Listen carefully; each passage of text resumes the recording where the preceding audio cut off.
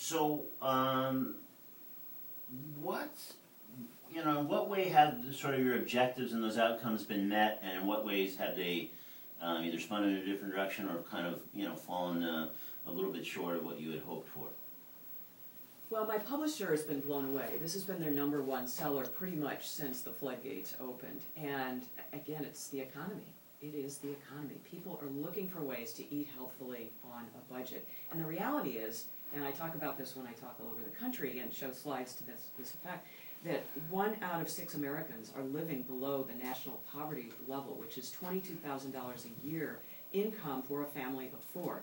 So as I often say and kind of joke, we may all be eating vegan in 10 years whether we want to or not, because there's actually a case, I don't know if you heard about this, but a prison is getting sued by inmates because they took out the meat and replaced it with soy, and the prisoners are going, oh no, this is not healthy, we're going to get sick and die. Guess what?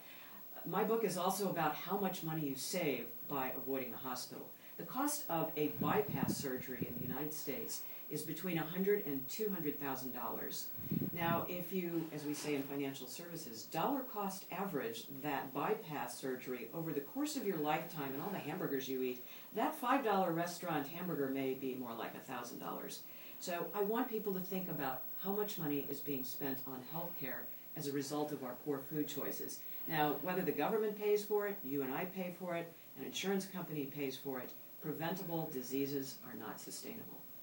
So, okay, so Ellen, one of the things that really makes me wonder about is as we talked about before we came on the air, I've been doing this show, a number of years, and one of the things I've sort of become more and more interested over that time when there's a book, somewhat related to yours. Of course, your book is singular, but I just mean with, in that sort of topic area, is the reception it gets when not just preaching to the converted, but when preaching to the not converted or not yet converted. You said this is sort of aimed, for example, at the Walmart crowd.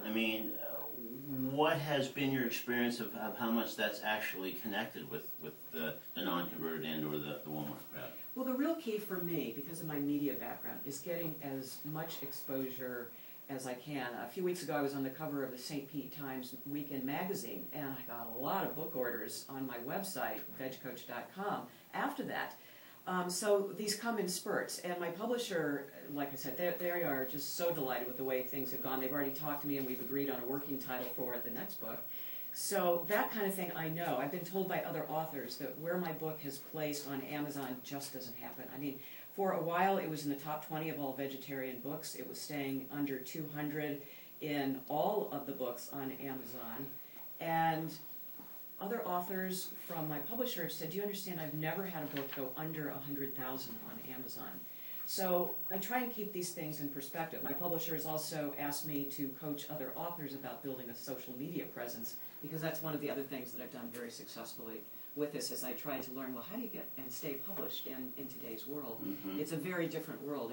The land of going on book tours, that is pretty much over. I'm doing the major book festivals and food festivals like Boston, Toronto. I'll be doing New York in the spring. And of course you did Tampa here in early Orlando October. Too. Yeah. And I love doing that because I like engaging with people and trying to show them as a role model.